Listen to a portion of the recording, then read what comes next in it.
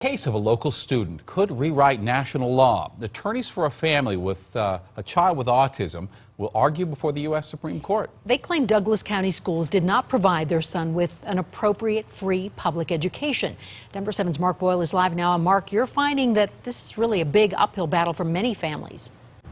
That's right. They battle to find out that their individualized education program for their students, or that all-important IEP, is actually being carried out and planned correctly by the schools. Now, after reading this petition, the nation's highest court will determine just how high the educational bar is set for special ed students.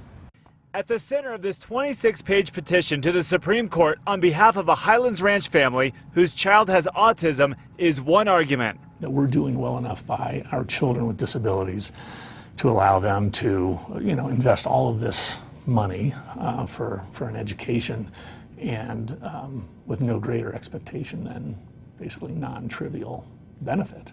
Jack Robinson represents the family who argues that during their time from kindergarten through 4th grade at Summit View Elementary, their son Drew wasn't taking any steps forward with his IEP. All facets of his education. There's academics, there's his functioning, behavioral, social abilities. There's evidence that all of those factors that make up an education for Drew were regressing, they were deteriorating. Several lower courts have ruled that the district provided Drew with a more than minimal education. Drew's parents chose to pull him from Douglas County schools, enrolling him in a private specialized autism school.